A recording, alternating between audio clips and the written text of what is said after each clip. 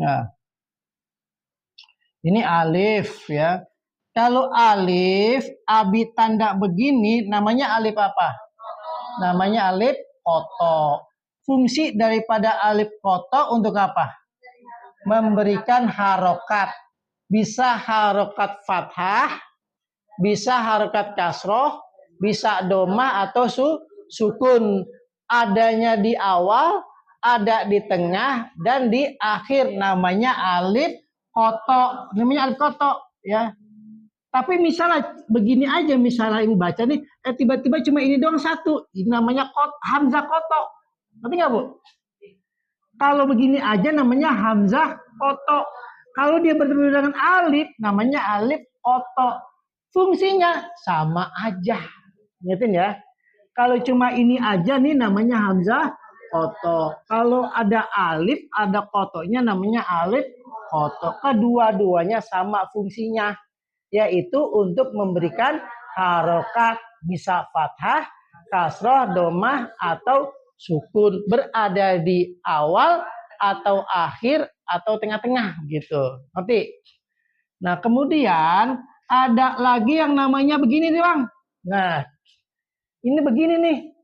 Ini namanya alif mad. Nih. Kalau cuma ini aja nih, alif doang nih, ini namanya alif mad, ya. Cuma alif doang tuh, ya. Ini namanya alif mad. Ini yang disebut dengan mad asli, ya. Ini yang disebut dengan mad asli, ya. Mad asli itu ada huruf mad alif, waw, ya. Nah, ini namanya huruf mad.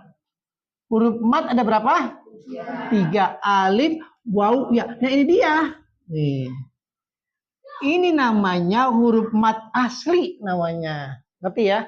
Yang ini namanya alif apa tadi? Alif koto, ini namanya alif mad. Ada lagi yang namanya alif, dia itu punya begini. Nah, ini namanya kepala huruf shod. Kepalanya doang, berarti ekornya abi hapus. Nah, ini namanya alif wasol gitu. Ini namanya alif wasol. Gunanya wasol untuk apa? Untuk menyambungkan. Itu namanya alif wasol. Gunanya untuk menyambungkan. Gitu.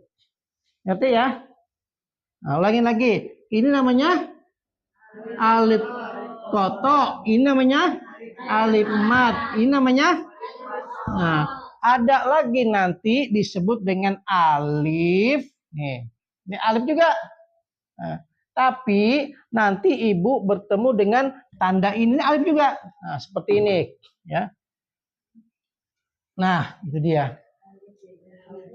Ini yang disebut dengan alif bengkok.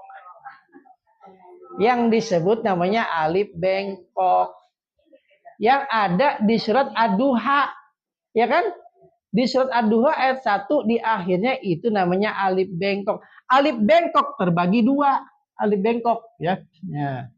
Alif bengkok terbagi 2. Nih, alif bengkok.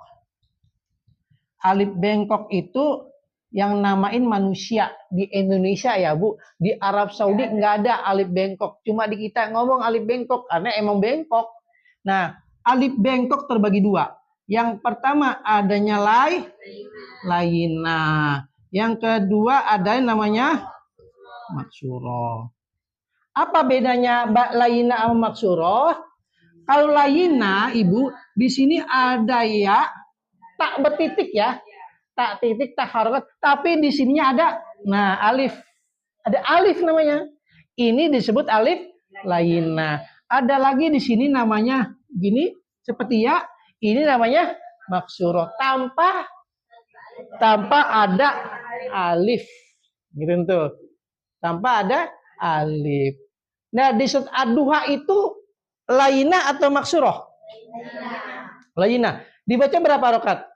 2. Disebut dengan matobi'i lainah namanya. Ngerti nggak Bu? Namanya matobi'i lainah, dibaca 2 harokat.